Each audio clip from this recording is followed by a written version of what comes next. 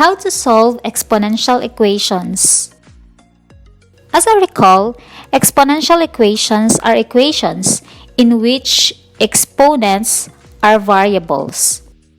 To solve exponential equations, take note on this property. If b to the power of x equals b to the power of y, then x equals y. This means that exponential expressions with the same base will allow us to equate the exponents and then solve for the unknown value of the variable. Let us have some illustrative examples. Solve for the value of x for each exponential equations. Let us start with our first example.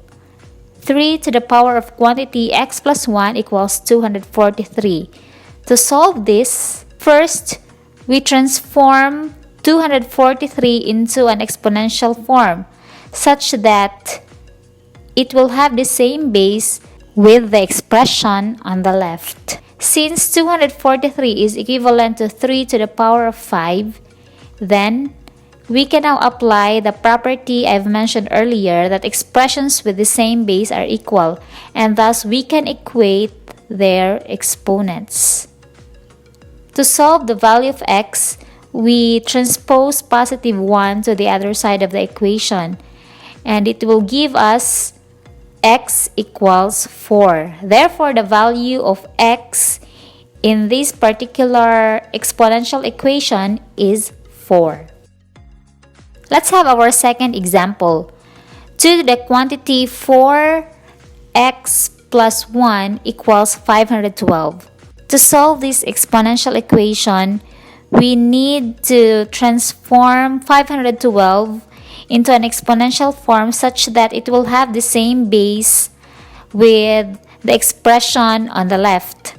So 512 is just the same with 2 to the power of 9.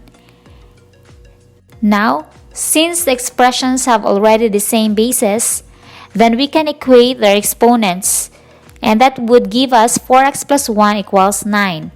To solve 4x, we transpose first positive 1 to the other side of the equation, and that gives us 4x equals 8. To find the value of x, we need to divide both sides of the equation by 4, and thus the value of x is equal to positive 2. Let us move on to our third example. Our third example is 6 to the power of negative x equals 1 over 216.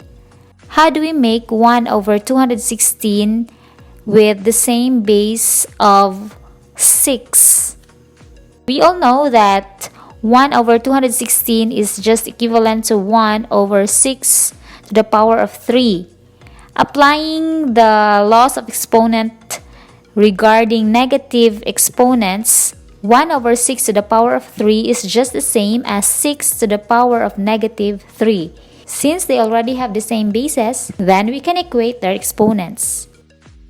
So negative x equals negative 3, and that is just equal to x equals 3.